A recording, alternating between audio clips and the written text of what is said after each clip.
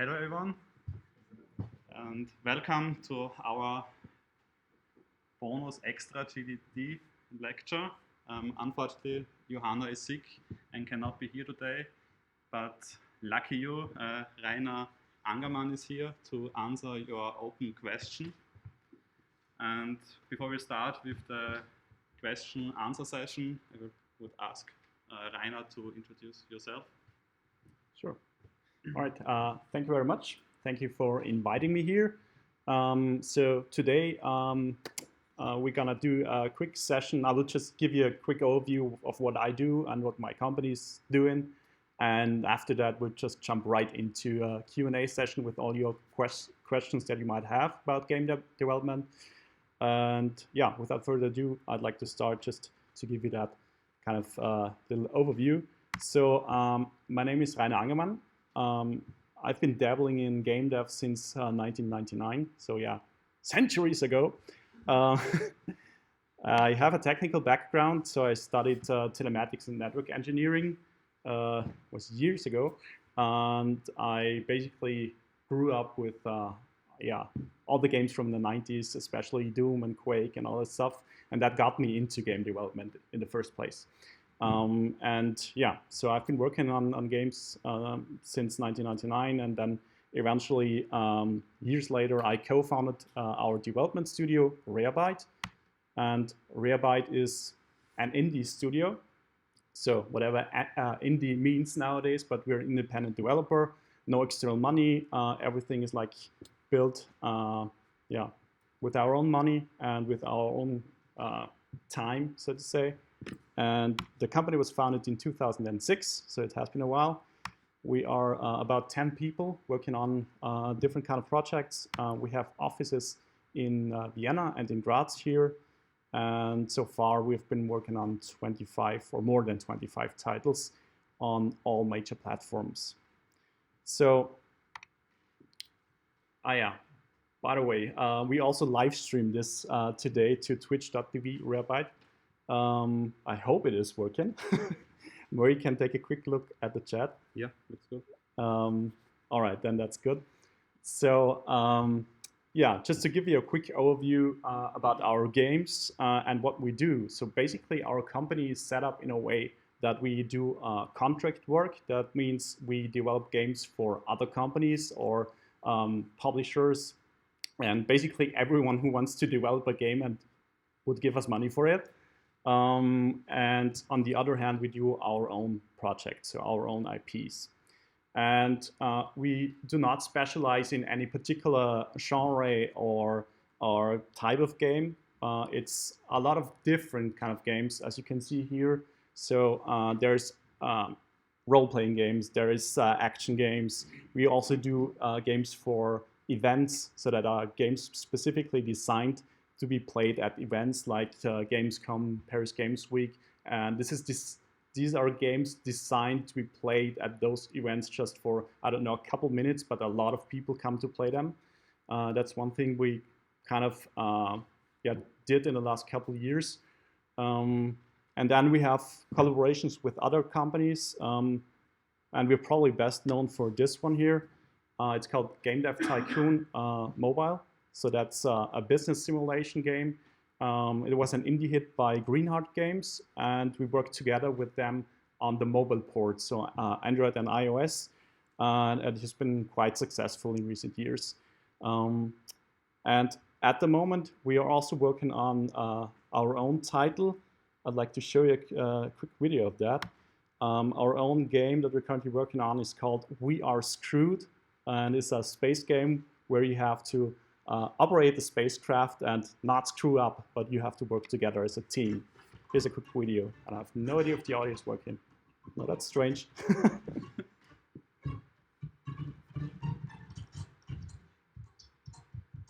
No idea if the audio is working or not. Well, if it's not, then maybe you can turn it down here. Yeah, okay. You can all check out the trailer. It's on YouTube. So it's a game about teamwork. You have to work together. You operate a spaceship, and the spaceship is the worst space vessel that there is in the known galaxy. So you have to do a lot of team communication, and someone has to fly the ship, someone else has to operate turrets or repair the ship, install new stuff on your ship, and in the end, of course, you save the universe. It's already listed on Steam, so if you want to check it out, please wishlist. And that's one of the games where we also do live streams about its development and playtesting. So on twitch.tv/rarebyte, we do regular streams where you can see how far we are in the development, and you can also join sessions where we playtest. And sometimes we do development streams. You can ask development questions there. It's kind of a community building thing around the game and around the company. But coming back to what I actually do, I thought it might be a good idea to just put up this slide here. Yeah, a lot of different perspectives, what game development is and what we do. I tend to like this lower middle one here, but actually it's more the one to the right. That's actually the truth. But in one GIF, it's actually more like this. So sometimes it can feel like that if you work in games. It's an interesting industry for sure. It can be hard, but it can be really entertaining as well, and it really is something that kind of it is something where you just have the possibility to be creative about things, to work together with people, and all the different kind of sciences come together. So that's nice, but sometimes it can be a little bit of a fight. So this was the quick overview of what we do, and now I'd like to jump right into the Q&A. I just have to switch here somehow because I prepared, stream setup last minute. All right, I think this should be working now. All right, so that was a quick overview. Let's jump right into your questions. Okay, yeah, thank you for introducing yourself. The first question would be, can you tell us about your personal experience in gaming industry? In the games industry, okay. Well, I've been working as a professional in the games industry since 2006. So that's right when I started Rarebyte as a company. It's probably good to say that I started creating games before that. And I can definitely recommend, if you want to be part of that industry and want to take this move into the industry, it's good just to work on your own stuff, that you kind of build up a portfolio around your stuff and what you're doing. So when you actually start as a professional game developer and you apply for a job in the industry, you already have stuff that you can show. For me personally, I never applied for a job in the games industry because I started my own company right away. It was an interesting experience for me. So when we started back then, well, I should say Rarebyte existed as kind of a hobbyist thingy, like a club, before we founded the company. So in 1999, we decided to work together as a bunch of friends, and we kind of pretended to be a company, and that helped in a way. So when we actually founded the company, we had kind of, first of all, we knew how we would work together, and then of course it was a lengthy process. But yeah, when you start out, you have no idea what's going on in this industry. And my advice would be, because I did not do that well, my advice would be just connect with other people that are already in the industry, and then talk to them, ask them as many questions as you can, because it is important to make your own experiences, but it is also important to learn from others, and maybe they have experienced something that's really interesting and very important, and you probably can skip that lesson that you don't have to do it yourself, like making mistakes. And we'll, of course, in this industry, if you start out, we'll make a lot of mistakes. And we did that as well, for sure. Yeah, and like starting from 2006, we started working on our first games. So we started with something which was actually too big, and that's also something if you start in the games industry and you try to go that path where you want to create your own kind of indie studio, start with something that is very, very small, the smallest possible game you can think of, but do the full process of that game. We kind of made the mistake to yeah, basically it was wanting to create those big games, and you can never finish those. So that would be my advice: start with the smallest possible game that you can think of. Okay, thank you. The next question would be, how do you do level design? Where do you start, and how is it done? Level design. So I'm not really a level designer, but in an indie studio, everyone wears a lot of hats. So I would sometimes be doing levels, although I'm actually coming from this technical background, just coding. But level design is a very interesting process because when you start out, you should have this. First of all, it really depends on the type of game. But when you start out, you should have this kind of idea: what do you want the player to experience in that level? And just ask yourself that question. And is it at the beginning of the game? Like, are you introducing the lore or the actual kind of story or mechanics? Or is it like mid game, or is it end game? What do you expect of players to know about the game when they kind of start that specific level? And then think about progression. Think of the second to second gameplay. So what is it that you actually do inside that level, like moving from one second to the other? What are those mechanics? Next, what do you do like minute by minute? So how do you progress through that level? And why is that level actually in the game? Is there a purpose to that level?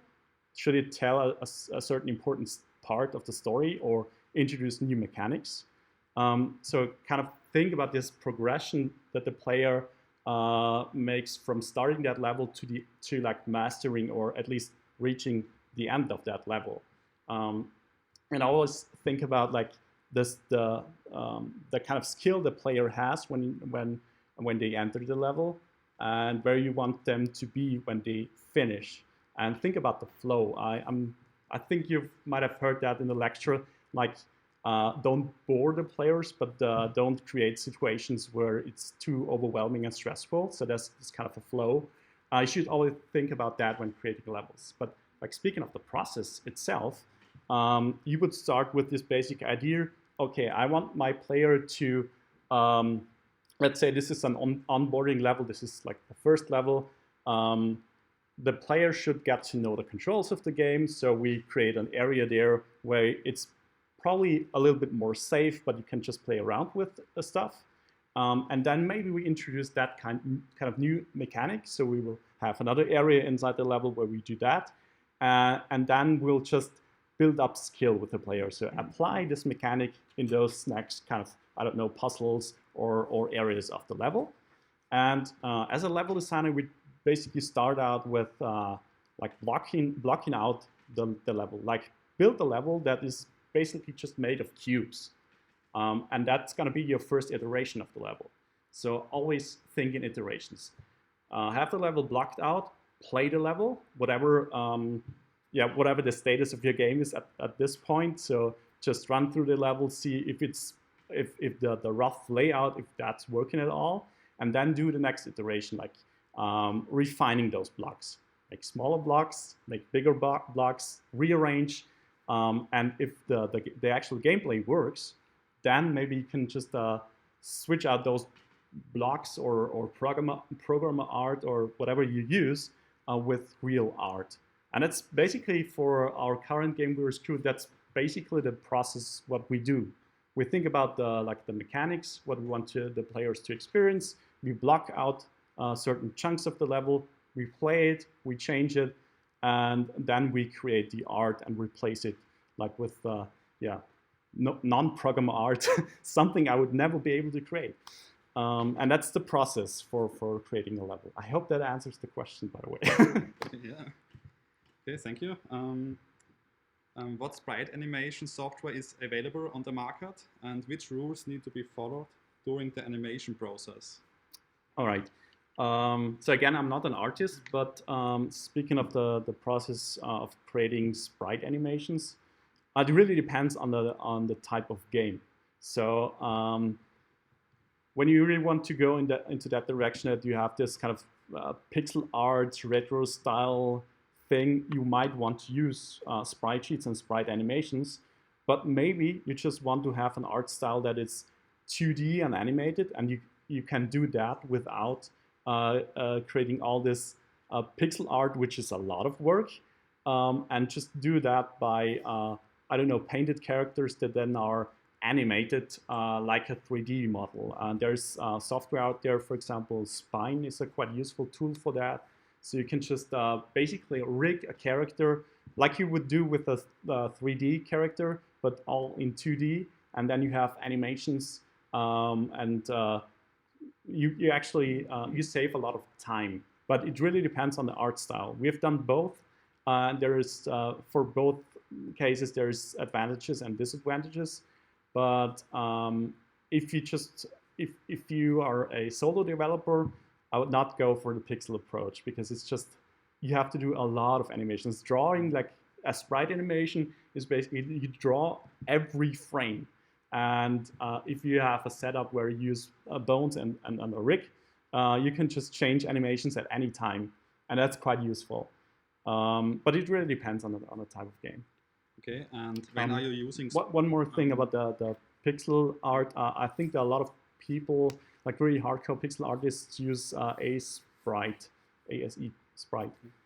for that. But again, I'm not an artist, so I'm not here to like say that is the best tool. You should use whatever tool works for you and whatever works for what you want to achieve. Mm-hmm. And when are you using sprites, and when do you do the calculation in real time? Yeah, actually, that's the part that I just kind of explained, because like creating sprite animations, you would do everything, you would draw every frame, or yeah, like every frame of your animation is drawn and then put together in an animation where you just show one frame at a time. And you can do that, and it has a certain look to it, and you can do certain things there. But often it's more useful to do something in real time with a rig, like I mentioned before. Also, depending on the platform. So we had for a couple of games, because we also do porting. That means porting from one platform to the other. And maybe you have a version of a game that is using a powerful PC, and you have a ton of sprite animations, and it just works as expected. But then you port it to mobile, and then you see, okay, you're running out of memory on mobile, and there's other things like the devices are just not as powerful, and then you think, okay, maybe it's a good idea just to do this other approach with real-time stuff there, because it's maybe, it makes better use of your memory. But it really depends on your game and the target platform and the desired art style, of course. Okay. Thank you. The next question would be, how do you build up that Excel sheet for game balance? Oh, okay. That evil Excel sheet.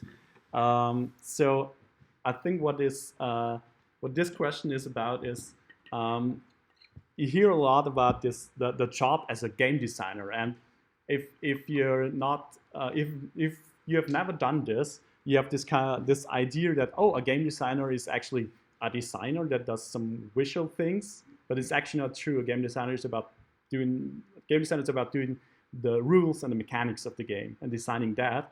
And for a lot of games, that ends up in a lot of number crunching in Excel. Because, for example, if you have, I don't know, a role-playing game with, let's say there are 1,000 of items in there in that game.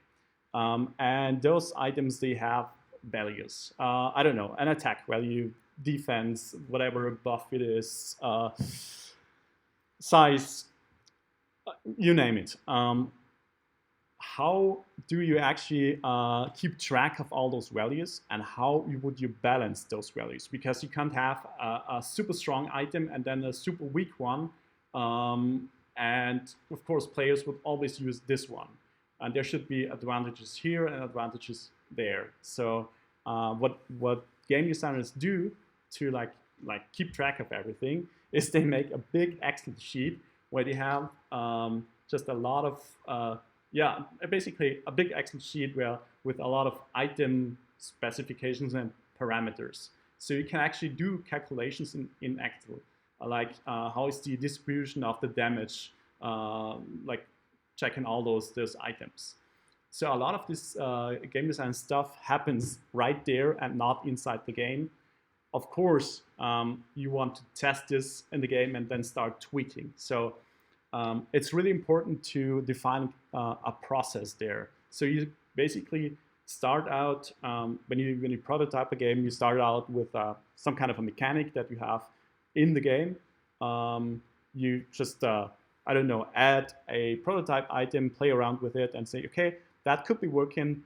We're gonna take this and make, I don't know, 10 different variants out of that single item. And then you start building up this tool chain where you have your Excel sheet, and then you have a way of how to get the data from the Excel sheet right into your game. And that's crucial because you always need to think in iterations. Like you create something, you play test it, you see what's not working, and what's working, you tweak values. So for us, we have, because we do a lot of our development in Unity, and we use a Unity plugin for that. It's called QuickSheet. There's probably others that are better, but this one works for us. It's basically for like importing Excel sheets or Google spreadsheets into Unity. And just like everything else in Unity, you create the Excel file. Of course, you need to like specify parameters and what of the Excel file goes to what parameter in the game. So you have to do a bit of coding there. But in the end, it's like you change something in the Excel sheet, save it back to the game engine, to Unity in that case. It gets imported and it's right there. And that's the process. That's what you do as a game designer. Like it's like every day you do that kind of a loop over and over again. I hope that answers the question. Okay. Yeah, thank you. And how should be the hierarchy during a game project? Who has the last word? Oh, who has the last word? Now that really depends on your team and the company you work for. Is it your own company? Or is this basically a collaboration between contractors or freelancers? The important question here, or the important thing here, is that when you start out with a project, you actually need to define some rules. So who's actually, I think of just the basic rules, who's doing the game design, who's doing the programming, art, sound, management, whatever. You need to define this kind of a process and responsibilities. So of course, game design is a collaboration between individuals. So sometimes you hear this wish that everyone should contribute to the game, and that's true. But you have to have some kind of rules who actually decides something. In a lot of I know when you create games, there's people involved and everyone wants to contribute, and that's a good thing. But you have to keep track of everything, and you have to keep your goal in mind. So if you're working on a game, and when you start out, you know, okay, the game is about, I don't know, space and a spaceship. and a lot of more things, and you have this goal that you set, and everyone on the team is actually responsible for like keeping track of that. So we will have a lot of like discussions then with a lot of ideas, but and some of them may sound really cool, but then you have to like take this idea and see, okay, is this actually doing what we want the game to be? And then in most cases, a game designer would decide, okay, nope, maybe not, or maybe that's a good idea. So you have to kind of filter all those ideas. What I try to do is like collect all the ideas, and if you have an idea, just put it somewhere in writing so others can like go through ideas all the time, and then we'll have discussions about game design where we decide those things. But you always have this like big file of ideas, and everyone can just go through those ideas, and maybe some other idea will come from that. So just keep the creative energy flowing in the team. But in the end, you need a person that decides, okay, that's gonna be in the game, like from a game design perspective, from a budget perspective, of course, from a technical perspective. And a lot of times it's not the single person that will decide on a specific feature. Okay, thank you. Do you have any tips or recommendations for getting started in the gaming industry or internship opportunities in Graz? In Graz. Yeah, so first of all, what I mentioned before, try to connect with a lot of people, talk to a lot of people. In Graz, there's Game Dev Graz, like the local association to support game development and to connect people, basically. Go to those meetups, reach out online as well. There's social media. There's Game Dev Graz Discord, for example. We also have our Rarebyte Discord. So just reach out to people and try to see what others are doing, what companies are in your area, and then yeah, just try to create something that you can show to other people. And that's the crucial part, because when we are hiring, of course, we would look at, first of all, okay, we're looking for someone who can do, I don't know, coding or art, whatever. But we always look at portfolios. So your portfolio is worth a lot. So you should be able to show something when you apply for a job. And that's crucial to get in the industry, because there's a lot of people that want to do games like for a living. And of course, we will select people where we see, okay, this person has maybe gone through the whole process of creating a game. And that's also something that you need to learn, because when you start out creating that game, you have this idea, oh, I'm gonna create this game, it's gonna be so awesome, and then you start creating that game, and then a lot of things like pop up around that. So you should be able to do the whole process, or there should be this. You should be in a situation where you understand the whole process, and that's what companies are actually looking for, like creating the idea, the game itself, and shipping a game. Okay. And what is the best way to get in contact with artists and musicians for game development?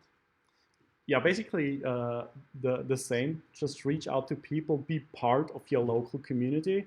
And if you're looking for, I don't know, art or music, just let people know that you're looking for artists or musicians.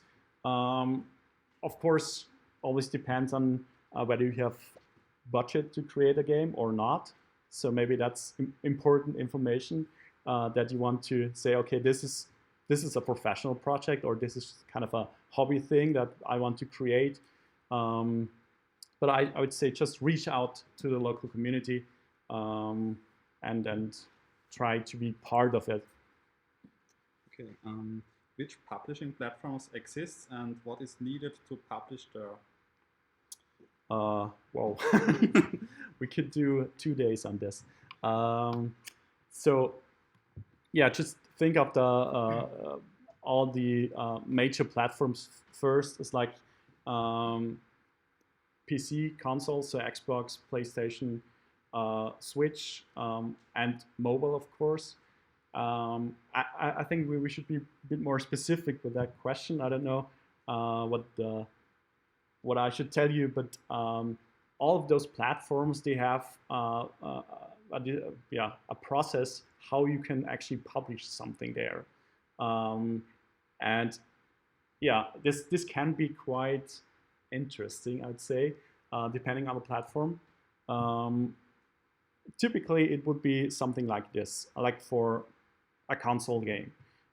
You would have to apply for a certain kind of program that is offered by the platform holder to qualify to actually do something there.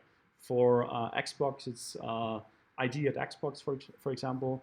PlayStation has its own program there as well, and Nintendo as well. So you have to apply for that, and if they say yes, then you will be able to get all the libraries and the hardware that is needed for development. So for a lot of consoles, there are development kits that you can use to create games, and in most cases they are not free.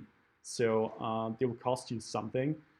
So actually, when you apply for that thing, and the platform holder says yes, you can do that, then you're actually allowed to pay them money to get the hardware. In some cases, there's I know of idea at Xbox that if you pitch a project there and they like it, they will actually send you 2 Xbox kits for free.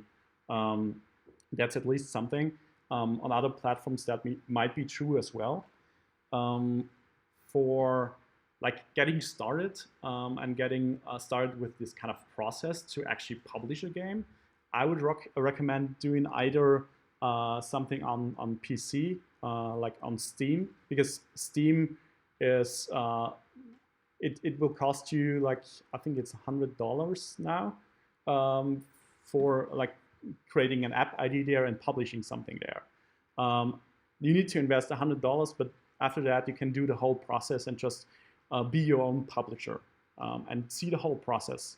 So it's either that or maybe try a mobile game, because you can publish a mobile game on Google Play basically for free. I think it's a couple dollars as well. On iOS, it's basically the same, but it's probably good to start with that. Like do all the things yourself, see the whole process. And after you've done this a couple times, maybe think about like doing something on consoles. The thing is, if you don't run a company, it's quite hard to get onto consoles. So of course you would, like for Steam as well, you would at least need something like all the tax information stuff where that is set up. It's a bit complicated to start with, but you should see the whole process. And I have no idea where I was going with this answer, but maybe maybe there's more. Okay, many thanks for your great and detailed answers. Yeah. Are there any other questions from the audience? Yeah.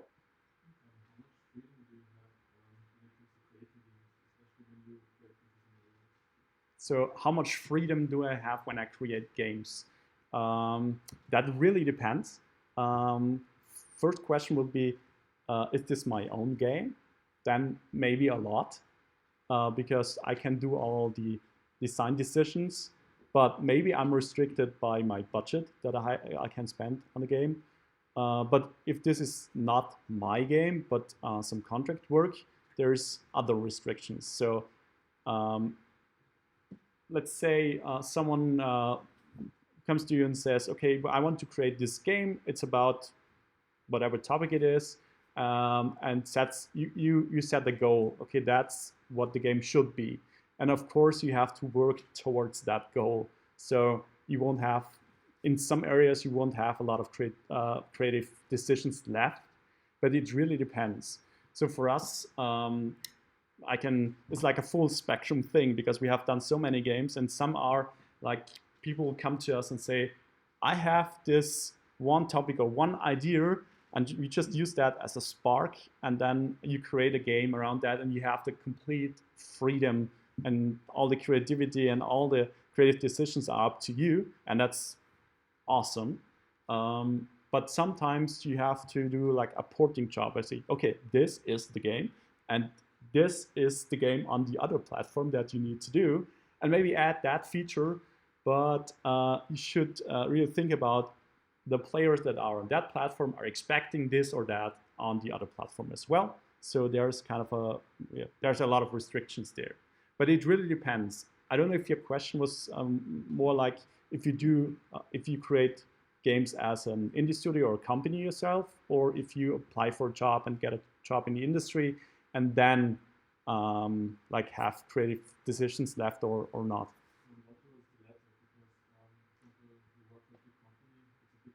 Mm-hmm.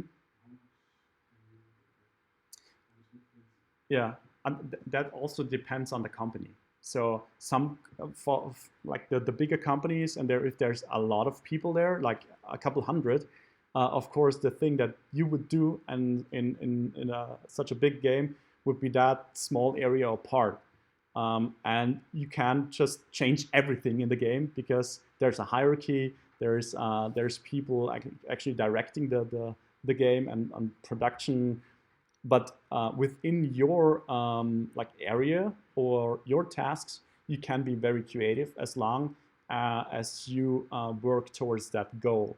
But it really depends on the company. Some companies, they're very strict and say, okay, you are I don't know, you are an environment artist and you're gonna do, I don't know, grass patches for the next 3 years. That could happen. But there's other companies that say, okay, this is the game. This is maybe you're doing environment stuff. Go wild, do whatever you can or whatever you think fits the game. It really depends on the company.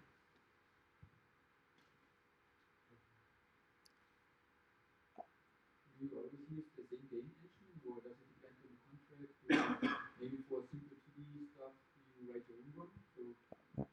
So about engines, well, I tend to say you should use the right tool for the right job. For us, we are using Unity a lot because we had when we started out, there was no Unity back then, but we started out like because I had this kind of a background from the 90s where there were no like commercial or even free engines out there. So I started with this kind of mindset that you should create everything on your own. That's how we started, like creating our own game engine, our own editor tools, everything. It was a good experience, but there is then this point in time where you actually think about what is it that you actually want? Do you want to create technology or games? And we decided to go for games.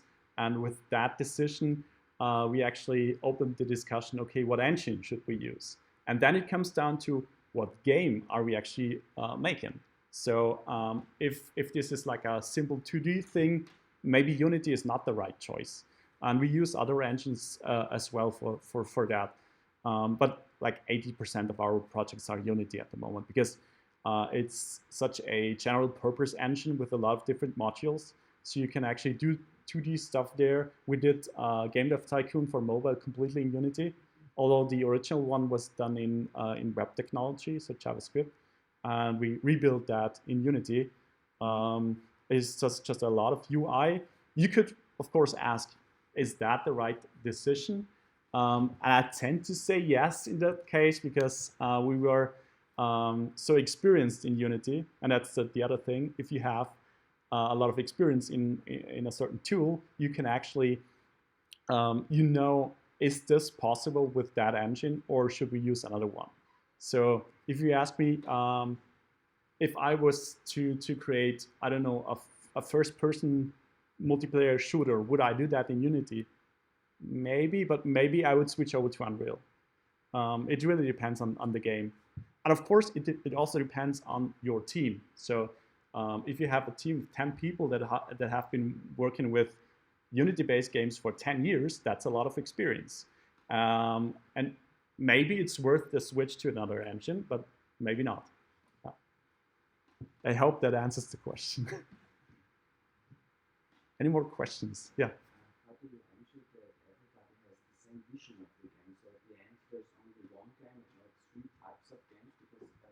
everybody wanted to go a different kind of direction? Yeah, excellent question, and one of the major issues in game development.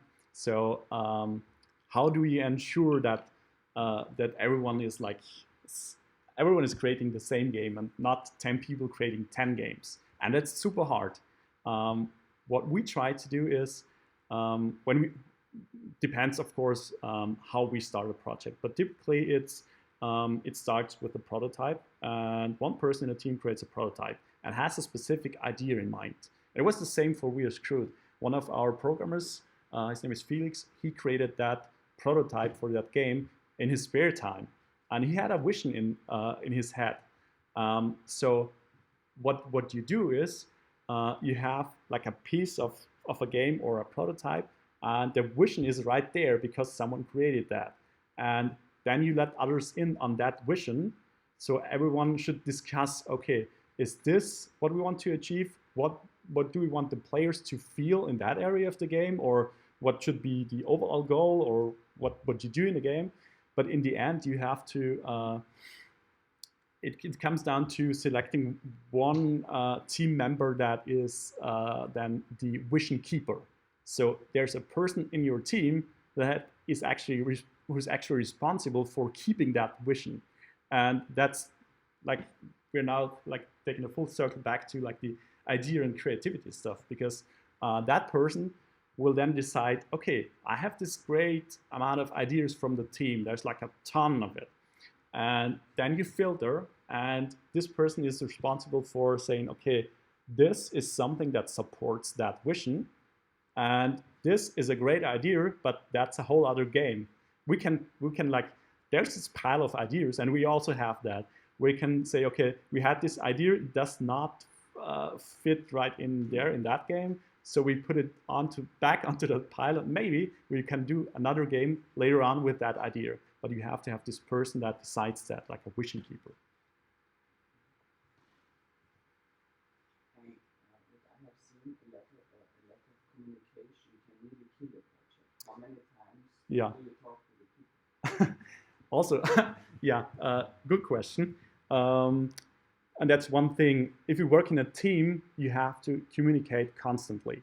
So for us, this works in a way that we do daily stand-up meetings. So for us, like every weekday, we have our stand-up at 10 a.m. So everyone who was working at our company has to be there, not like physical, but it's a video conferencing for us because we have multiple locations. But this works in a way that everyone is actually talking about just a couple minutes, like up to 15 minutes, not more. But everyone on the team would say, okay, yesterday I worked on these tasks, I finished that, and my current problems are this and that, and I need help there, or I need to talk to you later on about that because we work together there. And so it's like summing up what happened yesterday, the current situation, or like the problems you're currently dealing with, and then like the outlook, what am I going to do today or for the next 1 or 2 days. And then we have this is like 15 minutes. But you also decide, okay, we're gonna have a face-to-face discussion about that topic later on. And then it's just a communication between individual members of the team.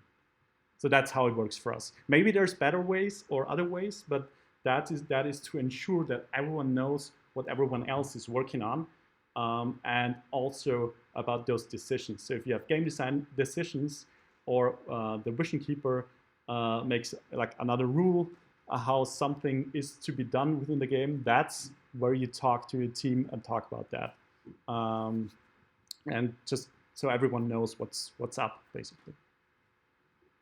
For each game, a game design document, because the last time when there was a lecture from the great Assassin's Creed, Patrice, yeah. for example, the game design document about Assassin's Creed is about 5,000 pages, because each dialogue was written down and printed out into such a bunch of paper, and do you break such papers? So yeah, that depends on the game. For us, we have successfully created games without any game design document, but typically you would do something like a high concept first, with just a couple pages where you define, okay, this is going to be the game, this is the main mechanic, this is maybe how the game should look like, maybe references, so to get everyone into the mood of creating that specific game. And I know this kind of from years ago, that would be the process that the game designer writes that big game design document first, and there's like 100 pages, and that's what the game is going to be. And it's not the case, because it's just this iterative process where you change things over and over again. So what we tend to do is have some kind of a high concept first, like a couple pages, and maybe a prototype, and then we have all these game design discussions and decisions, and then we have a living document that is the game design document. You can just, this for us, we use Hack and Plan for project management. We also use the design model or game design model that is in Hack and Plan. And that's basically something where you can just structure a document. It's like everything online, but you can say, okay, this is main mechanics, and build up like a hierarchy of that document. And you can also link your work tasks with those entries in that document. So it's basically a living document. Every time you decide something in a game design discussion, you change or add that in the game design. And then of course it like kind of grows over time. And if you manage to keep track with everything, you might end up with like a huge game design document. But it's not meant to be like that everyone should like read from the first page to the last one and know everything. It's more like, this is something where we collect all the decisions that we make. And if you're unsure about, if you're not sure about like, should this be that way or the other one, maybe you can just look it up, because there has to be a decision in the document. And if there's no decision, you can take that to the next meeting, say, hey, in this situation, what should we do? And then there is a decision that's going to be added. So that's how it works for us. All right. Are there any other questions? Yeah. How do you see the work-life balances for you as a game developer? Because you hear a lot that there's stressful work-life balance. Well, that I would say that's a very, first of all, it's a very interesting question, and a question that you should ask yourself. But it's a very, there is no specific answer to that question. For me, I've been creating games for nearly 20 years now. So that's what I do. And I don't see the things that I do at my own company as work. That's just who I am and what I do. But if you take this like more from a perspective like as an employee, of course, you should have like the right balance in your life. And there's you may have heard of it. There's this discussion about crunch in the games industry, and it's definitely a discussion that or a topic that has to be discussed. And for some companies, I mean, not in Austria, but like mainly in the US and maybe other places, there's this crunch culture that is kind of embraced, and a lot of people do that. And I'd say you should never do that. It's not a good thing. You should always try to have some kind of a balance in your game, because after all, game development is a creative process. And how are you supposed to do something creative when you're just running low on your own battery? How would you do that? So if you work for, I don't know, 100 hours a week and you do nothing else but that, you will you will run into trouble with that. So, but it's a very personal question for every one of us. What's the thing that keeps you in balance? Maybe you create games and then you do sports, or it's just how you spend your time. So it's kind of hard to like nail down like the perfect plan of doing that. But be aware that you should have a healthy work-life balance. But luckily in Austria, as I said, there's something called a law.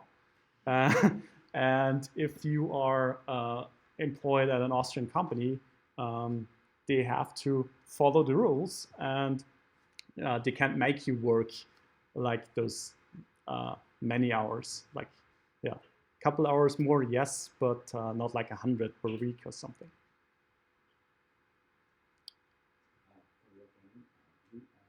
Yeah. The music. So we haven't decided on the final music for that one. At the moment, we use placeholder tracks. That's something where our development process is we create a prototype, iterate on that, and of course we add sound and music, but we would select, so we basically go to yeah, any of those websites that provide music for, let's say, yeah, a couple of bucks. And then we'd search for something we think, okay, that kind of theme or type of music would fit within that scene. And when we take that placeholder track, put it into the game, then we play the game, and then we actually see, okay, this could work or something in that direction could work. And then either we just buy this track for real, or we talk to whoever is doing the music for that game to create something in that kind of mood or whatever. For We Are Screwed, we are collaborating with a sound studio who the people there, they create the whole sound design, like creating all these sound effects, but we haven't decided for the music yet. There's I would say this kind of process where you just try get trial versions of tracks and try that in your game to like see if that's the mood or if that's working at all. That's a good thing, because then you can decide, okay, I'm gonna buy this track, or maybe to do a contract with the musician to create some original music for that. Yeah, there's also other things to consider, like there's this local company called We Love Audio. I don't know if you've heard of that, but what they do, they created a kind of framework, a library, also with a Unity plugin, where you can create adaptive music. So that's basically you create a set of tracks, and then from within the game tells the audio engine what it currently needs. So either it's a specific theme, they call that like pages, or even specific parameters. So for example, you have a game like, let's pretend in We Are Screwed, you're just you're operating your spaceship, everything is normal, you're like roaming around somewhere, and there should be like music that like gets you into the mood of like exploration or whatever, and then all of a sudden this enemy pops up, and then our engine would tell the audio engine via a parameter that it needs to add on top of the currently running track, and that modifies the music dynamically. So it adds more, for example, it adds more instruments to the current music that is played.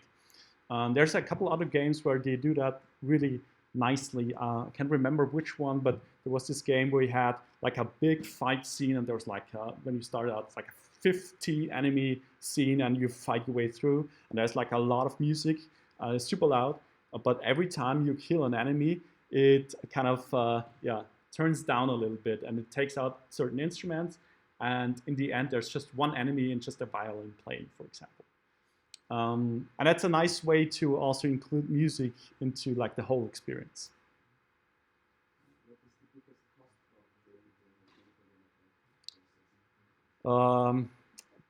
Paying your people, basically. Paying your own people to create the game. Because what we do in game development, this is just we're putting a lot of effort into the game in terms of like the time we spend on the game. So paying the people on the team is just the biggest chunk. And then, of course, there's maybe contractors. Also, like spending time to create something for the game. It's not so much hardware. So hardware is like, I don't know, 5%, 2%, 5%, something like that. Yeah, and then the rest is, of course, license fees for software. But yeah, biggest chunk is people.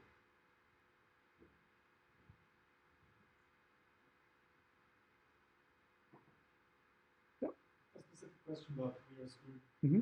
Is it planned to only release on Steam? Because this kind of asynchronous gameplay, I think, would lend itself well to couch co-op. Yeah, it is a typical couch co-op game. So Steam is one thing. We're currently listed on Steam, and we'll definitely release on Steam at some point, but we also definitely want to go to consoles with that. So we see the game on Xbox, on PlayStation, and on Switch. It's just not decided yet when we do that, and we're also at the moment, this is everything that We're Screwed is at the moment is like we created that from our own money, like money we generated with this with contract work, and there's no publisher at the moment, so it's still up to us to decide whether to go with a publisher or to self-publish. So that's not decided yet, and we can't say when it's coming to consoles or whatever platform it is, but we definitely see it on consoles. Yeah. Right. Okay, if there are no more questions, thank you for your time and for being here. Yeah.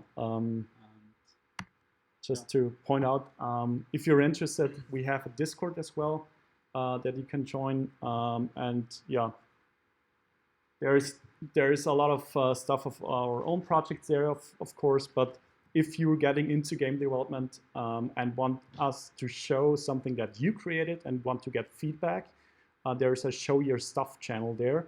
You can just join and send us your stuff, and then we'll try to get you some professional feedback. If it helps, just take a look at it. And if you have more questions at a later time, here again is my contact. You can just email me or follow me on Twitter or whatever. Here is also our link to twitch.tv/Rabite. The Discord again, and because this GIF is now so famous, maybe if you're doing game dev for a while, you will probably realize, especially in indie game development, maybe you are the tree. All right. Yeah, thank you. Thank you.